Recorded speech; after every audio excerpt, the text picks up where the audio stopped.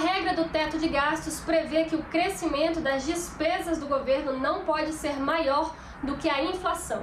O cálculo do teto leva em consideração o IPCA até junho do ano anterior.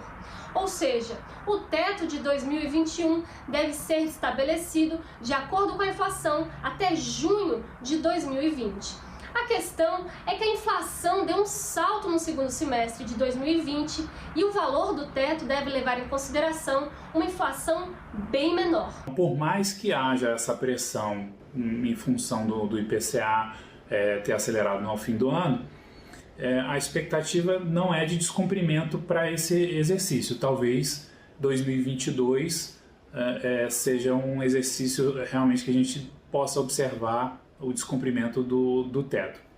Em 2021 ainda existe uma margem, como a escolha de contingenciamento em despesas discricionárias e inclusive descontinuar algum programa de governo que seja avaliado politicamente como pouco efetivo para a sociedade. A IFE entende que o mínimo necessário para você manter ali o funcionamento dos serviços, ele já foi alcançado em 2021, então a partir dali fica muito difícil você fazer eventuais novos cortes dentro da despesa discricionária. Essa estratégia de cortar despesas discricionárias já vem sendo utilizada pelo governo.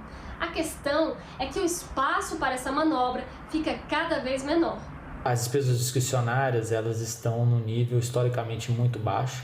No orçamento de 2021, o que está previsto pelo governo são despesas discricionárias da ordem de 83 bi, que equivale a mais ou menos 1,3% do PIB, e isso é muito inferior à média histórica aí dos últimos 10 anos, que é cerca de 2% do PIB. Então, já começou a prejudicar a execução de alguns serviços, né? Em alguns anos a gente viu alguns serviços da Polícia Federal sendo paralisados, como emissão de passaporte, a gente tem corte de bolsas de estudo.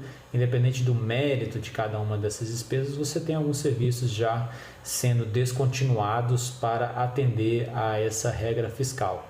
Agora, se as contas realmente não permitirem o cumprimento do teto de gastos, como fica a situação do país? Essa regra não é algo fatal, o que nós chamamos de âncora fiscal, para que os tomadores de decisão mantenham as despesas públicas dentro daquele limite.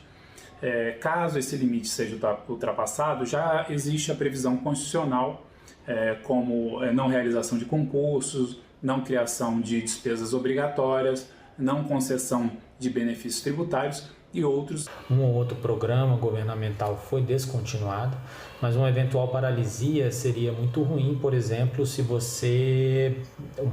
fechamento de uma agência do INSS que atende presencialmente muitos beneficiários do INSS, aposentados, em geral pessoas em situação de maior vulnerabilidade.